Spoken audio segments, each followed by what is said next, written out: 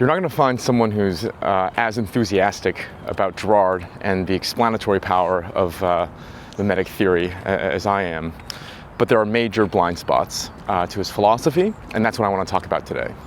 Because I can't help but cringe whenever I see someone try to apply Girardian analysis or Girardian insights where they don't belong. And I think we all have this kind of intuition that certain domains are just more Girardian than others, right? Crypto seems a lot more Girardian than speculative stocks, growth stocks, which seems a lot more Girardian than value stocks, which seems a lot more Girardian than, let's say, buying T-bills. Another example, celebrity culture, entertainment, seems a lot more Girardian than, say, consulting, which seems a lot more Girardian still than athletics. So today what I want to do is I want to provide you with a theoretical framework to know when, and even more importantly, when not to apply Girardian analysis. In other words, what kind of domains and ventures are more or less Girardian, and what aspects of our lives should we take a Girardian lens to. And perhaps I'll start with Plato, because in order to tease out what the blind spots of mimetic theory are, I think we need to understand how Girard's understanding of human nature is limited or at least circumscribed. So Plato had a much more complete version of the human soul, of human psychology, and Plato's tripartite soul famously has three elements. There's appetite, right? Appetite is what we share with animals. It's the desire for sex, pleasure, for food, shelter, to sleep. And, you know, Girard does not spend too much time investigating appetite, right? And you could, right? You could be a psychologist who investigates how addiction happens, right? That is purely driven off of pleasures and chemistry. The second part of the Platonic soul is reason. And a philosopher who spends a lot of time investigating this part would be someone like Kant, right? Practical reason, theoretical reason, or someone like Rousseau, who investigates how reason functions in the social world. This is also not Girard's primary interest. He doesn't spend a lot of time, he doesn't spill a lot of ink, he doesn't have a really robust theoretical framework to explain how reason works. Now, he has a very interesting theory of how reason fails to work, which we'll get to. But the third part of the Platonic soul is what Girard really focuses on, and it's called spirit. Spirit is our social drives. It's the desire for honor, for prestige, and this is what Girard really focuses on. And basically, the blind spot of mimetic theory are the other two parts about how reason and appetite functions. And Girard's heavy emphasis is on the spirited part of the soul. So we might call him a psychologist of spirit, right? Or a philosopher of spirit. Now, this delineation, I think, also explains why Girard is so interesting, because he's able to unearth contrarian insights by showing us how we are not rational utility calculating machines. The standard view, at least in modernity, of human nature is of Homo economicus, right? That we are all these utility maximizing creatures, and that's really just taking a rational and appetitive picture of human nature. Now, what Girard comes in and shows, and this is why, again, Girard has so many contrarian insights, is he shows all the ways in which we are not rational appetitive creatures. How, for example, we get jealous when our friends do well, even though it may benefit us, about how, let's say, when someone rejects us, we like them more. But if we're rational utility maximizing creatures, surely we would be interested in them less, because there's less likelihood of them accepting us. And of course, this spirited drive also is able to explain all the most puzzling parts of other cultures, whether it's kamikaze pilots, child sacrifice. So again, this is not a critique of Girard. This is in some way an explanation of why he's so interesting. Girard, I think, gives us a logic of how humans are irrational, are illogical. He's able to give us a logic of the illogical aspects of human nature, because he's spent so much time focusing on this third part of the soul, right? Spirit, our unintuitive social drives. And that's why he's valuable. So now that we have an understanding of where I think Girard has put his emphasis and where his respective blind spots are, I think we can develop a framework of what kinds of domains are more suitable to Girardian analysis and which aren't. And so I'll use the the example I started this video with, which is asset classes, okay? Insofar as an asset class is able to be rationally analyzed, that its value is calculated through reason, then it is less subject to Girardian forces, okay? So crypto, okay, you know what, let's start on the other end. Treasury bills, extremely safe, right? Well, less and less so, but most of the value is rationally calculated through projected future cash flows, which are very, very steady, right? And it's not as, treasury bills don't swing nearly as much as these other asset classes. Real estate, or at least safe real estate, is kind of like this. In stocks, growth stocks, most of their value, at least compared to value stocks, are because of the future expectations of growth, which is not as easy to be calculated through reason, and therefore is subject to a lot more market bubbles, market hype, the mimetic forces. And crypto is the extreme end of this. Anyone who has tried to use a discounted cash flow model to evaluate cryptocurrencies and crypto projects has probably lost all their money. All of my friends who have done extremely well simply treat crypto as a mimetic casino. This thing is inherently worthless. I'm simply going to try to predict what other people are going to get into. So it becomes a purely mimetic phenomenon, right? So you see how, with this understanding of what Girard's emphasis and blind spots are in human nature, you can see what kind of domains or what kind of subdomains in this example of asset classes are more and less Girardian, right? A Girardian analysis would be more or less revelatory. I'll give another example, which is the other example I started this video with. Different occupations, celebrity culture. I mean, what celebrity is being famous for being famous, okay? And there's no clearer way to express a Girardian domain, a mimetic domain, than that statement. Famous for being famous. This idea of a kind of infinite reflexivity that builds upon itself, that is the domain of spirit. Consulting, right? Think about something like McKinsey, BCG. It's less mimetic.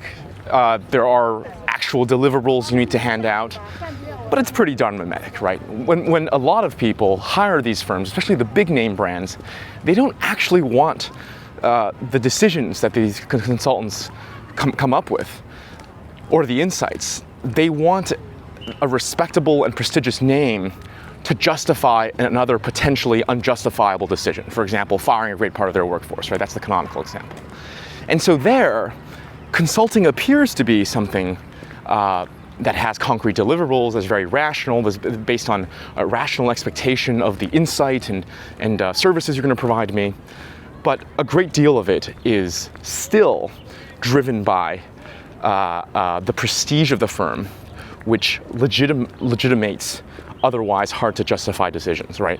So there's still a great deal of mimesis, that reflexive idea in play. Not as much as celebrity culture, but more so. Athletics. It's probably one of the domains least subject to these mimetic forces, because it's simply like, how well can you perform? And for example, in Formula One, which I'm a big fan of, the saying is always, you're only as good as your last race, right? Lewis Hamilton, 7-time world champion, right now is not doing so well at Ferrari. People are less hyped about him, right, than otherwise, because athletics is about it's just about the results. Now, of course, there are mimetic forces in athletics as well.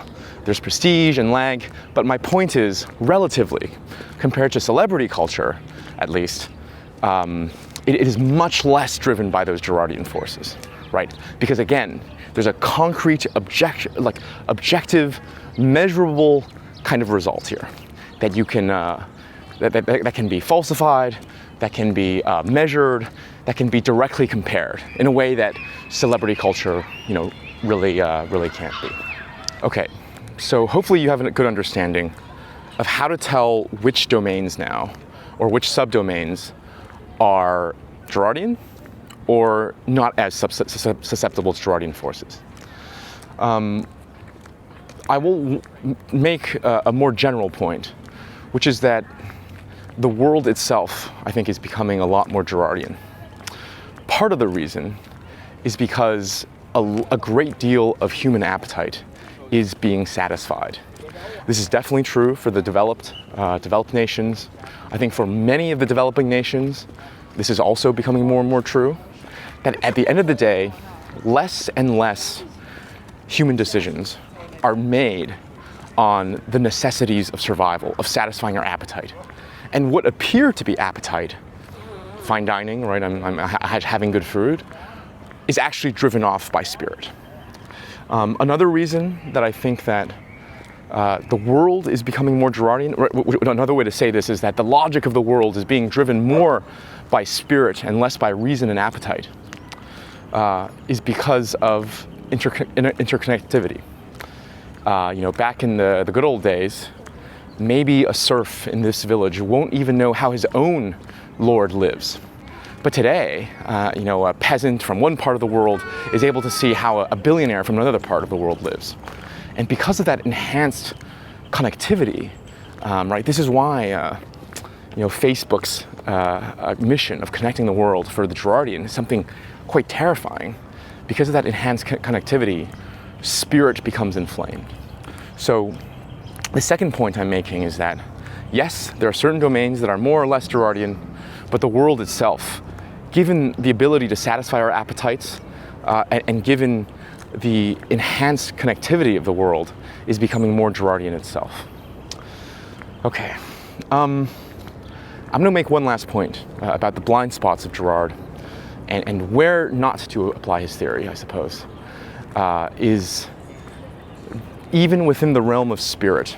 I think Girard's insights are profound, but quite limited and circumscribed. In fact, I described Girard initially as a philosopher of spirit, a psychologist of spirit. I think it's probably more accurate to describe him as a pathologist of spirit. In other words, Girard is really only capable and interested in understanding the pathological manifestations of our social drives. And the reason for this is because the central drive he uses to explain basically everything, mimetic desire, or if you want to be more technical, metaphysical desire, stems from a lack of being. Now, I'll link my second lecture on psychology if you want to understand more here, but this is basically a drive that can never be fulfilled. It's a drive to exist in great measure, to become greater than we currently are, and Girard thinks that this is a infinite drive that is fundamentally deceitful, because what it aims at, giving us a wholeness of being, a self-sufficiency, is not available to be fulfilled. Now, because of this, because Girard thinks that humans, in some sense, are motivated by this dark, I mean, he's a Catholic, of course, and he connects this with original sin, but because he fundamentally problematizes this core desire at the heart of human nature, Girard really only analyzes phenomenon as pathologies, okay? So innovation culture for Girard, in some sense, is a pathology. I have an essay about that called One to End, Girard's Philosophy of Innovation. And so this is why Girard focuses so much on investigating pathological behavior, whether that's masochism, sadism, whether that's scapegoating, or like collective pathologies. And I think that Girard is only excellent at understanding how things go really, really wrong. And he's right? He's right about how humans and human society goes wrong.